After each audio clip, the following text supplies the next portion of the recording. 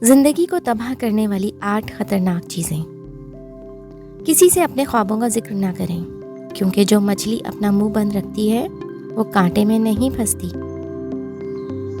دوسرے کے مسائل میں زیادہ مشغول نہ ہوں، اپنے مسائل کا خیال رکھیں، یہی آپ کے لیے کافی ہے۔ آپ کے مسائل میں آپ کے علاوہ کوئی دلچسپی نہیں لے گا۔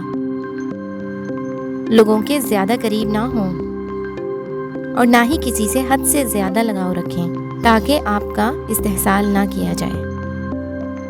نہ کسی سے قرض لیں اور نہ کسی کو قرض دیں، کیونکہ پیسہ دوستیوں کو خراب کرتا ہے اور آپ پر قرضوں کا بوجھ ڈالتا ہے۔ اپنی کمائی سے زیادہ خرچ نہ کریں، آپ غریب ہو جائیں گے اور آپ کو کوئی آپ کا خیال رکھنے والا نہیں ملے گا۔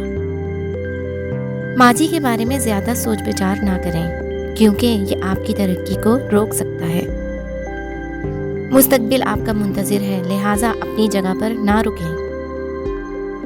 اپنا موازنہ دوسروں سے نہ کریں، کیونکہ ہر انسان کا اپنا راستہ ہے اور آپ کی کامیابی آپ کی ذاتی ترقی سے مشروط ہے۔